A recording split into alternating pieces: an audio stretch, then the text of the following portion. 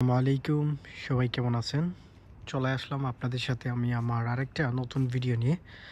আর আজকে আমি আপনাদের সাথে আলোচনা করব আবারও বুলগেরিয়ার সম্পূর্ণ বিষয়। আজকে আমার এই ভিডিওতে আপনাদেরকে আহ, চেষ্টা করব তুলে ধরবো ইনশাল্লাহ। তো যারা আমার চ্যানেলে নতুন আছেন দয়া করে সাবস্ক্রাইব করবেন, ভিডিওটা ভালো লাগলে আপনারা শেয়ারও করতে পারেন। তো আজকের এই ভিডিওটা করার একটাই উদ্দেশ্য হচ্ছে, মিডল ইস্ট থেকে আমাকে অনেকেই কিন্তু বুলগেরিয়া নিয়ে আবারও জিজ্ঞাসাবাদ করতেছেন যে আসলে বর্তমান সময়ে ভিসার পরিস্থিতি কেমন, এবং বাংলাদেশ থেকে অনেকেই এটা নিয়ে আমাকে জিজ্ঞেস করছেন। তো দেরি না করে মেইন টপিকগুলোতে চলে আসি। আমরা যারা বুলগেরিয়ার জন্য চেষ্টা করবেন তাদের প্রশ্নের আলোকেই আজকের এই ভিডিওটা। সম্পূর্ণ ভিডিও দেখবেন, যারা পুরাতন আছেন তারাও দেখবেন, যারা নতুন আছেন অবশ্যই দেখবেন ফুল ভিডিও। কিন্তু অনেকের হয়তো বোরিং লাগতে পারে, কিন্তু আপনি সম্পূর্ণ ভিডিও দেখলে আপনার জন্য এটা ভালো হবে। প্রথম অবস্থাতে বাংলাদেশ থেকে আপনারা যারা বুলগেরিয়ার জন্য বিভিন্ন জায়গাতে ঘোরাঘুরি করতেছেন এবং আপনারা টাইম ওয়েস্ট করতেছেন অনেকেই, কিন্তু সর্বপ্রথম হচ্ছে আপনি যদি বুলগেরিয়ার জন্য ফাইল জমা করতে চান, প্রথমেই আপনাকে যে জিনিসটা করতে হবে সেটা হচ্ছে যে আপনাকে আপনার পুলিশ ক্লিয়ারেন্সটা মানে আগ থেকেই লিগালাইজ করে নেবেন। কারণ এটার কারণে কিন্তু আপনি টাইমলি এবং বিভিন্ন জায়গাতে যখন ভালো একটা এজেন্সি যখন কাজ শুরু করে তখন কিন্তু ভ্যাকেন্সি থাকে। তো আমাদের পুলিশ ক্লিয়ারেন্সের কারণেই কিন্তু আমরা অনেকেই টাইমলি আসলে বিভিন্ন এজেন্সির কাছে আমরা ফাইল জমা করতে পারি না। তো বুলগেরিয়াতে যদি আপনি জমা করতে চান তাহলে ওই দিক ছুটাছুটি না করে ভালো একটা এজেন্সি খোঁজার আগেই আপনাকে আগে আপনার পুলিশ ক্লিয়ারেন্স সার্টিফিকেটটা আপনি লিগালাইজ করে নেবেন। আমাকে ওই দিন একজন ভাই মালয়েশিয়া থেকে নাকি সিঙ্গাপুর থেকে উনি আমাকে বলতেছেন যে ভাই সরি ইন্ডিয়াতে আছেন, তো উনি পুলিশ ক্লিয়ারেন্স লিগালাইজ করাইছে রোমানিয়ার থেকে যে বুলগেরিয়ার এমবেসি থেকে। এইভাবে করলে হয়? হ্যাঁ, এভাবেই করলে হয়। শুধুমাত্র আপনি বুলগেরিয়ার যদি এমবেসি থেকে লিগালাইজ করে থাকেন, সেটা যে কোনো কান্ট্রির থেকে হোক, আপনার সেটা গ্রহণযোগ্য হবে। তো আশা করি এই জিনিসটা বুঝতে পারছেন। আরেকটা বিষয় হচ্ছে যে বুলগেরিয়ার জন্য আমাকেই অনেকে বলতেছেন যে ভাই 1000 ইউরো স্যালারি নাকি হয়ে যাবে, কারণ হচ্ছে সেনজেন। এই বিষয়টা নিয়ে আমাকে অনেকে কোয়েশন করতেছেন। তো আসলেই কি বুলগেরিয়ার জন্য আপনি 1000 ইউরো স্যালারি পাবেন কিনা? এটা হচ্ছে একেবারেই বানায়েট কথাবার্তা, এবং এটা হচ্ছে ফেক একটা ইনফরমেশন আপনাদেরকে যে বা যারা দিছে। সেটা হচ্ছে যে বুলগেরিয়াতে আপনি কখনোই 1000 ইউরো স্যালারি পাবেন না। বুঝতে পারছেন? বুলগেরিয়ার থেকে আরও ভালো যে কান্ট্রিগুলো, ওই কান্ট্রিগুলোতেও অনেকেই আছে স্যালারি 1000 ইউরো পায় না। তো যারা আমাকে এটা নিয়ে কোয়েশন করছেন, তো আশা করি আনসার পেয়ে গেছেন। সো আপনি কত স্যালারি পাবেন? আপনি যেহেতু বুলগেরিয়ার জন্য আগাবেন, আপনি 600-650 ইউরো এরকম একটা স্যালারি ইনিশিয়ালি আপনি পাবেন, অর্থাৎ প্রথম অবস্থাতে। তো আশা করি এই জিনিসটা বুঝতে পারছেন। আরেকটা যারা আমাকে প্রশ্ন করছেন বা আপনারা যারা ইন্টেনশন আছে বুলগেরিয়ার জন্য প্রসেস করাবেন, বাংলাদেশ থেকে আমাকে অনেকে জিজ্ঞেস করতেছেন যে ভাই আমি আসলে টেনশনের মধ্যে আছি, কি করব বুঝতেছি না।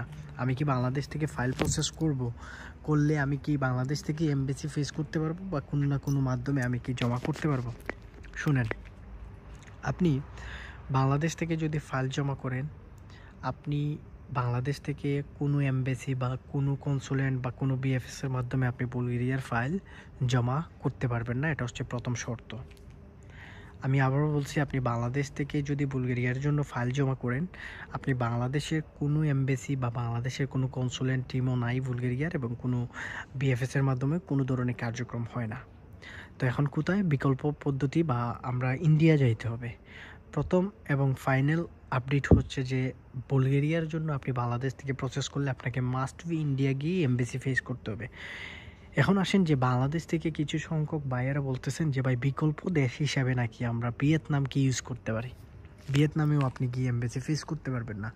আপনি বলেন তো আজ পর্যন্ত কয়জন ভাইকে দেখছেন বাংলাদেশ থেকে বুলগেরিয়ার জন্য ফাইল জমা করছে আর ভিয়েতনামে গিয়ে এমবেসি ফেস করছে? অনেকে হয়তো আমাকে কমেন্টে বলবেন যে ভাই আপনি ভুল বলতেছেন, রং বলতেছেন, আমরা ভিয়েতনাম থেকে ফেস করতে পারবো। আপনি ভাই আগে ভিয়েতনামে যান, আগে দেখেন বাংলাদেশিদেরকে ভিয়েতনাম ভিসা দেয় কিনা, এটা আগে দেখেন। ভিয়েতনাম ইন্ডিয়া থেকে আরও বেশি বাংলাদেশিদেরকে ভিসা দেয় না। So how you go Vietnam? ইন্ডিয়ার ভিসা মাঝে মধ্যে কন্ট্রাক্টে করানো যায়। বাংলাদেশে অনেক দালাল আছে যাদের মাধ্যমে আপনি কিন্তু ইন্ডিয়ান ভিসা করাইতে পারবেন। এটা ট্রু, এটা কোনো বানায়ের কথাবার্তা না। অনেকেই আছে কন্ট্রাক্টে কিন্তু ভিসা করায় ইন্ডিয়ান। যেমন পর্তুগালের জন্য অনেকেই অ্যাপয়েন্টমেন্ট পাওয়ার পর কিন্তু ইন্ডিয়াতে যায়। কেমনে যায়? অবশ্যই ইন্ডিয়ান ভিসা নিয়েই যাচ্ছে। উইদাউট ভিসা ছাড়া তো আর ইন্ডিয়াতে গিয়ে এমবেসি ফেস করতে পারবে না। আরও যারা স্টুডেন্ট, যেমন ফিনল্যান্ডের জন্য অনেক স্টুডেন্ট কিন্তু ইন্ডিয়া গিয়ে ভিসা নেয়। কীভাবে নেয়? অবশ্যই ইন্ডিয়ান ভিসা পায়। সো কারো না কারো মাধ্যমে কোনো না কোনো লিঙ্কে আপনাকে ভিসা করাইতে হবে, আপনি যার মাধ্যমে জমা করান না কেন। তো আশা করি এই জিনিসটা বুঝতে পারছেন যারা আমাকে এটা নিয়ে কোয়েকশন করছিলেন। এখন আসেন যে ভাই, মিডল ইস্টের কোন দেশ থেকে আমি যদি প্রসেস করতে চাই তাহলে আমার বাংলাদেশের পুলিশ ক্লিয়ারেন্স লাগবে কি না? আপনাকে বাংলাদেশ এবং আপনি যে দেশ থেকে প্রসেস করবেন আপনার ওই দেশেরও পুলিশ ক্লিয়ারেন্স লাগবে। অনেকে বলেন ভাই দুবাই থেকে এমবেসি ফেস করবো, দুবাই নাকি পুলিশ ক্লিয়ারেন্স লাগবে না, এজেন্সি বলতেছে।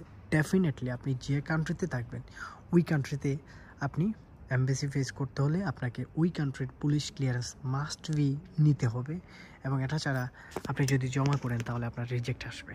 তো আশা করি বুঝতে পারছেন। এখন অনেকের কোয়েকশন হচ্ছে ভাই বাংলাদেশ এবং মিডল ইস্ট থেকে কোন ক্যাটাগরিতে আমি যদি জমা দিই তাহলে আমি ভিসা পাওয়ার পসিবিলিটিটা আমার থাকবে। এটার একেবারে সহজ বাংলা ভাষায় যদি আমি বলি, আমি আরও বুলগেরিয়ার ভিডিওতে বলছি, এটা হচ্ছে বাই সিজনাল পারমিটে যদি জমা করেন তাহলে রিজেক্ট খাবেন, সেটা বাংলাদেশ থেকে হোক অথবা মিডল ইস্ট থেকে হোক। আল্লাহ না করুক, আমি চাই যারা জমা করছেন অলরেডি সিজনাল ভিসাতে আপনারা মিডল ইস্ট থেকে, আপনারা যাতে সবাই ভিসা পেয়ে যান, আমি মন থেকে দোয়া করি।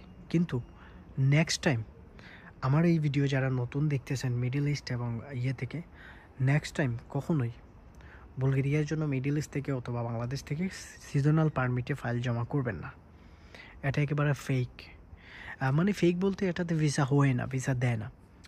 এখন আসেন যে বাংলাদেশ থেকে আমি রিসেন্টলি কিছু পাইছি, ইনবক্স পাইছি, সেটা হচ্ছে যে ভাই 6 মাসের যে বুলগেরিয়ার পারমিট, এটা কি সিজনাল পারমিট নাকি লং টার্ম পারমিট, বা এটাতে গেলে আমি কি টিআরসি পাবো, মানে ডি ক্যাটাগরি নাকি সি ক্যাটাগরি, অর্থাৎ শর্ট টার্ম ভিসা নাকি লং টার্ম ভিসা। যারা 6 মাসের পারমিট পাবেন বুলগেরিয়ার জন্য, এটা হচ্ছে 6 মাসের পারমিটটা হচ্ছে লং টার্ম ভিসা পাবেন। অর্থাৎ আপনি এই পারমিটে যদি আপনি যান, সেটা হচ্ছে আপনি যে কোনো কোম্পানির আন্ডারে যদি আপনি 6 মাসের পারমিট পেয়ে থাকেন বা আপনার নামে যদি কোনো পারমিট ইস্যু হয়ে থাকে, সেটা ডি ক্যাটাগরির মধ্যে পড়বে এবং সেটাতে যাওয়ার পর আপনি টিআরসি কার্ড পাবেন। আশা করি বুঝতে পারছেন যারা আমাকে এটা নিয়ে কোয়েকশন করছেন। অর্থাৎ আপনি 6 মাসের পারমিট যদি পান বুলগেরিয়ার, সেটা লং টার্ম ভিসা ক্যাটাগরিতে পড়বে। আশা করি এই জিনিসটা বুঝতে পারছেন যারা আমাকে এটা নিয়ে কোয়েকশন করছিলেন। এখন আসেন যে বুলগেরিয়া নিয়ে আরেকটা বিষয় হচ্ছে যে বুলগেরিয়াতে আমি যদি শর্ট টার্ম ভিসাতে অর্থাৎ সিজনাল পারমিটে যদি যাই, আমি ওখানে যাওয়ার পর আমি টিআরসি মানে এই শর্ট টার্ম ভিসাকে আমি লং টার্ম ভিসাতে কনভার্ট করতে পারবো কিনা, এটা কখনোই সম্ভব না। আপনারা যারা আমাকে কোয়েকশন করছিলেন, এটা কখনোই সম্ভব না। এবং আপনারা যারা দালালের প্রলোভন পেয়ে আপনারা মনে করতেছেন যে 3 মাসের ভিসাতে গিয়ে আপনি টিআরসি পেয়ে যাবেন, এটা একেবারেই ফেক। 3 মাসের ভিসা হচ্ছে শর্ট টার্ম ভিসা, অর্থাৎ সিজনাল ভিসা। সিজনাল ভিসা বলতে একটা নির্দিষ্ট টাইমের জন্য আপনাকে ওই দেশে নেওয়া হবে, এটাকে বলা হয় সিজনাল ভিসা। অর্থাৎ সহজ ভাষায় যদি আমরা বলি, যেমন আমাদের দেশে একটা কাজের সিজন থাকে, যেমন একটা ধান কাটার সিজন শুরু হয়, তখন দেখবেন যাদের প্রচুর জমি আছে তারা কিন্তু কিছু শ্রমিক বিভিন্ন জায়গা থেকে আপনারা আনেন, যেমন 1 মাসের জন্য ধান কাটার জন্য আপনার বাড়িতে বা বাসাতে নিয়ে আসা হয়। এই ঠিক একই রকমভাবে বুলগেরিয়াতে অথবা ইউরোপের যে দেশগুলোতে সিজনাল পারমিটের জন্য আমরা যখন পারমিট পাই বা সিজনাল পারমিটের জন্য মানুষ লাগে, ঠিক একই রকমভাবে ইউরোপে এই 2 মাস, এই 3 মাস বা 4 মাস এরকম একটা সময়ের জন্য বিভিন্ন দেশ থেকে মানুষ তারা হায়ার করে। এবং এটার টার্মস অ্যান্ড কন্ডিশন হচ্ছে আপনি একটা নির্দিষ্ট সময় পর আপনার ওই শ্রমিককে আপনি ওই শ্রমিকের মানে ওই দেশ ত্যাগ করতে হবে। এটাতে অন্য কোনো ভিসাতে সুইচ করার বা কোনো সুযোগ এটাতে নাই। আশা করি বুঝতে পারছেন যারা আমাকে এটা নিয়ে কোয়েকশন করছেন। তারপর হচ্ছে যে বুলগেরিয়ার ভিসা রেশিও বর্তমানে কেমন, অ্যাপয়েন্টমেন্ট পাওয়া যায় কিনা। বুলগেরিয়ার অ্যাপয়েন্টমেন্ট ডেটটা পাওয়া যায় না, এটা হচ্ছে সবচেয়ে নেগেটিভ একটা সাইন হচ্ছে বুলগেরিয়ার।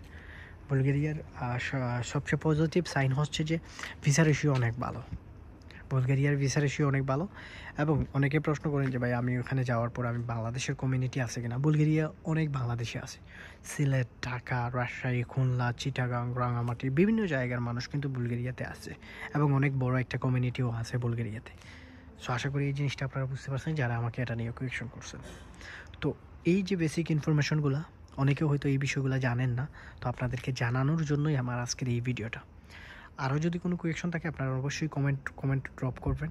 এবং ভিসা রেশিও যারা জিজ্ঞেস করছেন, ভিসা রেশিও কিন্তু বুলগেরিয়ার প্রচুর ভালো, বর্তমানে 2টা দেশই ইউরোপের, বর্তমানে রোমানিয়া এবং বুলগেরিয়া, এই 2টা দেশের জন্য আপনি চেষ্টা করতে পারেন। আপনি সাকসেস হওয়ার পসিবিলিটি থাকবে।